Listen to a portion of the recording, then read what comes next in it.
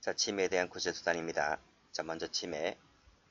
자, 비변호인과의 접견은 제한이 가능하다고 했죠. 따라서 이번 시간에 공부할 것은 이 변호인을 중심으로 해서 공부를 한번 해보도록 합니다. 자, 밑에 보시면 자, 접견교통권 침해란 변호인이 접견을 신청을 했습니다. 변호인이 접견을 신청했으면 즉시 변호인 접견을 하게 해줘야 하는데 즉시 하게 하지 않았다는 거죠. 그렇죠? 신청 들어왔는데 일주일이 넘어서 열흘이 넘어서 한 달이 지나도록 접견이 이루어지지 아니하면 이것은 침해라고 볼 수가 있겠죠. 두 번째는 자유롭게 해줘야만 합니다. 물론 변호인하고 피고인이 만날 때 교도관이 먼 곳에서 감시는 할 수 있습니다. 뭐 부정물품을 주고받는다든지 뭐 도주의 우려가 있다든지 그런 것을 감시할 수는 있지만 옆에 앉아서 엿듣고 있거나 녹음기 틀고 있거나 사진 촬영하고 있거나 비디오 촬영하면 안 되겠죠. 이런 것들은 자유롭게 행해지지 않았다는 것이죠. 따라서 그런 것들은 침해라고 볼 수 있는 것입니다. 자, 밑에 OX 판례가 나오는데 여기 보시면 침해인지 아닌지가 나와 있는데요. 이 판례들 보기 전에 이 판례 하나 보도록 합니다.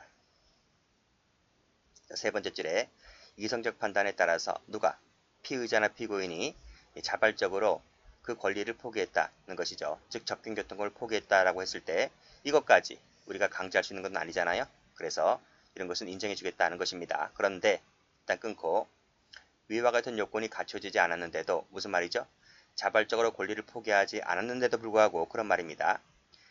수사기관이 접견을 허용하지 않는 것은 이것은 변호인의 접견고통을 침해했다 이렇게 보고 있습니다. 자, 그래서 자발적으로 권리를 포기했느냐 그렇지 않았느냐에 따라서 침해인지 아닌지가 나눠질 수가 있기 때문에 이런 지문들도 출제가 된 적이 있습니다. 기억을 해두시고 자 그러면 밑에 OX 판례, 침해인 판례를 좀 보도록 할게요. 1번, 2번을 좀 묶어보세요. 자 1번을 보면 변호인이 접견을 신청했습니다. 근데 신청을 했는데 그 신청일이 경과하도록 자 빨간 펜으로 경과하도록 접견이 이루어지지 않았다는 것이죠. 자 그랬을 때 우리는 이것을 침해라고 본다는 겁니다. 그래서 마지막 줄 보시면 불허가 처분이 있는 것과 마찬가지다. 그런 얘기죠. 자 2번 판례 볼까요? 자 변호사들이 피의자를 접견하려고 7월 31일 구치소장에게 접견 신청을 했습니다. 그런데 8월 9일까지도 접견이 이루어지지 않았다는 거죠. 그러면 접견 신청한 날짜와 이루어진 날짜가 그러면 8월 10일 이후라는 얘기인데요. 약 10일이 넘도록 10일 가까이 접견이 이루어지지 않았다는 것이죠. 즉 제때에 이루어지지 않았다고 했을 때 이 역시 마찬가지로 불허 처분이 있는 것과 마찬가지다 것입니다. 그래서 접견이 허용되지 않았다. 동그라미 치시고 그리고 각각 날짜를 밑줄 그어두세요. 7월 30일을 밑줄 그으시고 8월 9일 밑줄 그으시고 자 3번 판례입니다. 이 변호인 접견교통권은 변호인만 인정되는 것이 아니라 변호인이 되려는 자도 인정된다 그랬죠. 변호인이 되려는 변호사가 접견 신청을 했는데 별다른 조치가 취해지지 않았단 말은 접견이 행해지지 않았다는 것입니다. 이 역시 마찬가지로 침해라고 봅니다. 자, 4번 판례는 출제가 잘 됩니다. 체크를 해두시고 자, 영장에는 뭐라고 기재되어 있느냐면 특정 경찰서 유치장에 이 청구인이 구금됐다 이렇게 기재가 되어 있습니다. 여기서 특정 경찰서라고 하는 것은 영등포 경찰서를 말하는데요. 거기에 기재가 되었다라고 했을 때 그러면 변호인이 어디 가겠습니까? 이 친구를 만나려면 영등포 경찰서로 가겠죠. 근데 이 수사기관이 이 청구인을 국가안전기획부 청사에 사실상 구금되어 있다는 말은 그러면 이 청구인이 구금되어 있는 장소가 옮겨진 거잖아요. 이렇게. 그렇죠? 옮겨졌다는 것을 변호인에게 통지를 해줘야 함에도 불구하고 이 수사기관이 통지를 안 합니다. 멋대로 변경했다는 거죠. 그래서 변호인이 영등포 경찰서로 갔는데 그 친구가 없는 거야. 어디 갔냐고 물으니까 이쪽으로 갔다는 거야. 그쵸? 이 자체가 바로 뭐다? 이것은 청구인의 방어권이라든지 접근교통권 행사에 중대한 장애를 이루고 있기 때문에 위법이다. 이렇게 봤습니다. 됐고 자 그리고 5분 판례 보시게 되면 역시 승낙 없이 사진 촬영하고 있죠. 이런 것은 자유롭게 접견이 행해졌다라고 볼 수가 없기 때문에 침해라고 본다는 내용의 판례입니다. 자, 다음 자 6번 판례도 출제가 잘 됩니다. 이거 체크를 해두시고 자 읽어볼게요. 신체 구속을 당한 피의자, 피고인이 범했다고 의심받는 범죄 행위에 자신의 변호인이 관련됐습니다. 자, 그랬을 때에 이 변호인과의 접견교통권을 금지할 수 있습니까? 없습니까? 금지할 수 있을 것 같아 보이죠? 그런데 금지할 수 없다는 겁니다. 그 이유가 변호인 제척제도를 우리 형사법이 규정하고 있지 않다는 거예요. 변호인 제척제도가 없기 때문에 따라서 변호인이 관련되어 있다 하더라도 변호인 접견교통권을 행해줘야 한다는 것입니다. 그런 내용의 판례이거든요. 그래서 밑에 보시게 되면 그 변호인을 자신의 범죄 행위의 공범으로 가담시키려 했다 하더라도 금지하면 된다 안 된다? 금지하면 안 된다는 것이 판례입니다. 출제 잘 됩니다. 정리를 해두시고 여기서 변호인 밑줄 그시고 됐나요? 자, 색깔 칠할게요. 여기 색깔 칠하시고 여기 색깔 칠하시면 돼요. 그리고 앞으로 올라가서 여기 됐네요. 여기서 이무적 변경 색깔 칠하시고 됐습니다. 자, 7번 가볼까요? 자, 금치기간 중 그랬는데 금치가 뭡니까?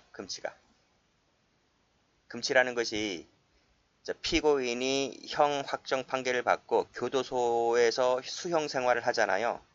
그러면 수형 생활을 조용히 지내다가 기간 되면 출소하면 되잖아요. 그치? 근데 피고인들이 거기서 또 사고 칩니다. 거기서 질서 위반 행위를 합니다. 누군가를 폭행하고 거기서 또 범죄 행위가 이루어지거든요. 그러면 이 친구들이 이 교도소에서 교도관 회의를 엽니다. 교도관 회의를 열어서 이 사고 친 자에게 징벌을 때립니다. 징벌. 그 징벌 때리면 어떻게 되냐면 독방으로 이감됩니다. 독방에 쳐넣습니다. 독방에 쳐넣어져서 여러 가지 불이익 처분을 당해요. 예를 들면 TV도 못 보고 접견도 안 되고 영치금으로 뭐도 못 사 먹어요. 운동 시간도 상당히 많이 제한되어 있고 몇십 가지의 제한 사항이 있습니다. 그러니까 엄청 힘든 거야 이게. 이 금치 기간 중에 즉 교도관 회의를 열어서 금치 기간 며칠 정할지는 교도관 회의를 열어봐야 알아요. 재량행위인 거죠. 근데 이 피징벌자가 즉 징벌을 받는 자가 금치 처분이 자체를 다툴 목적으로 변호인 접견을 신청합니다. 왜냐하면 나는 물론 질서 위반 행위를 했다 하더라도 이것이 이렇게까지 징벌을 살아야 할 것까지 그렇게 큰 사건은 아닌데 또는 설령 그렇다 치더라도 열흘짜리면 됐지 내가 30일, 40일 이렇게까지 살 필요는 없을 것 같은데 이건 너무 억울하다는 거야.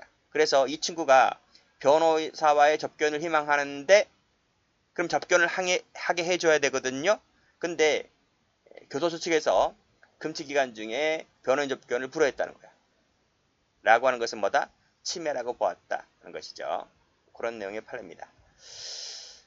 자, 됐고. 자, 침해되지 않는 판례 1번을 봅니다. 체포 및 압수수색 현장에서 변호인의 체포영장 등사 요구를 수사관들이 거절했습니다. 자, 등사 요구를 거절했다 세무칠게요. 이것만으로는 변호인 조력을 받을 권리를 침해했다고 보지는 않았다는 판례입니다. 지금 현행 개정 형소법에 따르면 그 처분을 받은 자에게 그 사본을 교부하도록 되어 있죠.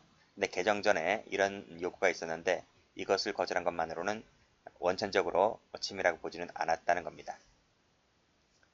자, 2번 가봅니다. 출제가 많이 된 판례인데요. 교도관이 서류를 확인하고 소송관계 서류 처리부에 그 제목을 등기했다는 거죠. 제목을 기재했다. 제목 세워칠게요. 자, 이것이 변호인 조력을 받을 권리를 침해한 것일까의 문제인데 그건 아니라는 거죠. 제목만 기재했기 때문에 내용은 읽어보지 않았습니다. 그래서 제목을 기재하는 것은 행정의 편의함, 그렇죠? 나중에 서류를 확인할 때 보다 좀 더 쉽게 또 빠르게 신속성 등 차원에서 제목을 기재하거나 순번을 적거나 하는 거잖아요. 그래서 내용을 읽어봤다는 부분이 아니기 때문에 이것만으로는 침해했다고 보지 않았습니다. 자, 그 밑에 판례. 변호인 또는 변호인이 되려고 하는 자가 현실적으로 보장될 수 있는 한계를 벗어났다는 거죠. 벗어나서 접견하도록 하는 것은 정당한 교통권 행사가 아니죠. 따라서 이런 것은 허용될 수 없는 것입니다. 그래서 자, 침해가 아니라고 본 판례들 색깔 칠할게요. 등사 요구를 거절한 부분, 제목을 기재한 부분, 한계를 벗어난 답변을 하고 한 것을 통지했다는 거죠. 통지한 것은 침해가 아니다. 이렇게 보았던 판례입니다. 그러면 이제 구제수단을 볼게요. 자, 만약에 법원의 결정이 접견교통을 제한하는 결정이라면 이것은 보통 항고로 다툴 수가 있고, 수사기관의 처분이라면 준항고를 통해서 다툴 수가 있습니다. 그래서 이 부분은 출제가 잘 되니까 동그라미를 치시면 됩니다. 특히 이 2번을 잘 봐두세요. 자, 행정소송입니다. 자, 구금 시설의 직원, 교도소, 구치소 말하는 거죠. 특히 그 중에서 교도소장, 여기까지 쭉 가볼까요? 자, 이런 사람들에 의해서 침해를 당했을 때는 행정심판, 행정소송, 헌법소원, 국가배상 같은 이 행정소송을 통해서 구제받을 수 있는 것인데, 자, 교도소 측에 침해됐을 때는 중요한 것이 이겁니다. 항고나 준항고가 안 된다는 거예요. 아시겠죠? 자, 됐고. 자, 요 관련된 판례가 있을 겁니다. 자, 넘겨보면 여기 나와 있네요. 자, 준항고는 앞에서 설명드렸지. 수사기관 처분, 즉 경찰이나 검찰의 처분에 대해서 불복이 있을 때 준항고로 다툴 수 있는 것이지, 교도소장 밑줄 그시고 X, 처분에 대해서는 준항고로 다툴 수가 없다는 것, 15년도 경찰시험에 나온 적이 있습니다. 자, 그러면요, 여기 한번 볼까요? 여기 7번 봅니다. 지금 이 금치기간 얘기잖아요. 지금 교도소장의 금치기간 중에 변호사와의 접견을 불허했잖아요. 그러면 변호사 측은 이 접견 불허 처분에 대하여 준항고 다툴 수 있습니까? 준항고가 안 된다니까. 그쵸? 그런 취지입니다. 자, 됐고, 여기 좀 알아두세요. 색깔 칠하세요. 구치소장은 안 된다. 됐고, 자, 그 다음 항소 이유를 봅니다. 자, 항소 이유 361조 5에 나와 있는데, 다음 사유가 있을 경우에 항소 이유로 할 수 있다고 되어 있죠. 어떨 때? 판결에 영향을 미친 헌법, 법률, 명령, 규칙 위반이 있을 때에 항소할 수 있어요. 즉 판결에 영향을 미친 상태가 아니잖아요. 그러면 항소할 수 없습니다. 그 관련된 판례가 밑에 판례입니다. 자, 방금 말씀드렸죠. 검사나 경찰 처분에 대해서 불복이 있을 때는 준항고로 다툴 수 있다 라고 제가 지금 설명드렸습니다. 자, 그런데 수사기관에서의 구금의 장소, 변호인 접견 등 구금에 관한 처분이 위법이라는 사실만 갖고서는 상소 이유 될 수 있었어요? 상소 이유가 안 돼요. 상소 이유는 말씀드렸잖아. 판결에 영향을 미친 헌법, 법률, 명령, 규칙 위반이 있을 때에 항소, 즉 상소를 제기할 수 있는 것인데, 준항고는 그게 아니잖아. 준항고는 수사기관의 처분이 위법일 때 제기할 수 있는 것이지 판결에 영향을 미쳤다라고 볼 수 없잖아요. 즉 판결에 영향을 미친 위반 사유가 아니기 때문에 이것은 상소로 다툴 수 있지 않다는 것이죠. 그런 내용의 판례입니다. 됐고, 자, 그 다음, 자, 변호인 접견을 통해서 변호인 접견 침해를 통해서 얻은 증거 능력이 배제가 됩니다. 그게 원칙이에요. 원칙. 자, 읽어볼게요. 검사 작성의 피신 조서가 변호인 접견이 부당하게 제한되고 있는 동안에, 그쵸? 자, 여기서 부당이 제한된다, 동그라미. 작성된 상황이라면, 즉 변호인 접견 교통권 침해를 통해서 얻어진 그 피신 조서는 증거 능력이 없다. 이게 원칙입니다. 원칙. 밑에도 마찬가지죠. 자, 국가안전기획부 안기부입니다. 조사를 받다가 변호인의 접견 신청이 불허됐죠. 이 침해란 말이에요. 침해. 그 침해 상태에서 지금 피신 조서가 작성된 거예요. 이건 뭐다? 마지막에 증거 능력이 없다는 거죠. 그쵸? 자, 작성된 후 준항고 절차에서 그 불허 처분이 취소가 되어 접견이 허용됐다 하더라도 그 접견 허용은 피신 조서가 작성된 이후잖아요. 이후이기 때문에 역시 이것은 증거 능력이 없다라고 볼 수가 있겠죠. 이 판례도 출제가 잘 됩니다. 됐고, 예외적으로 인정되는 게 있어. 그게 딸랑 두 개입니다. 자, 이 판례도 좀 기억을 해두세요. 변호인 접견 전에 작성된 검사 작성의 피신조서. 피신조서는 증거 능력이 없다고 볼 수 없다는 말은 있다는 말이에요. 그쵸? 여기는 뭐였죠? 부당이 제한이에요. 부당이 제한되고 있을 때는 증거 능력이 없지만 여기서는 변호인 접견 전에 작성된 피신조서는 부당이 제한됐단 말이 없네. 그쵸? 그래서 있다라고 본 판례입니다. 자, 비변호인 상관없죠? 비변호인은 상관없다. 비변호인의 접견 금지 결정으로 접견이 제한된 상황에서 작성된 피신조서는 변호인이 아니기 때문에 이것은 증거 능력이 있다 이런 얘기입니다. 그래서 그 조서가 임의성이 없는 것이라고 볼 수 없다는 말은 임의성이 있다는 말이잖아요. 그 말은 증거 능력이 있다 이런 얘기입니다. 됐고, 요 두 가지만 조심하시면 되겠어요. 요 두 가지만. 뭐 나머지는 다 없는 거니까요. 그쵸? 여기도 없다는 거니까 이렇게 다른 색깔로 칠하시면 돼요. 그리고 위에도 상소가 안 된다. 이것도 준항구 같은 경우에. 자, 그렇게 보시면 되겠습니다.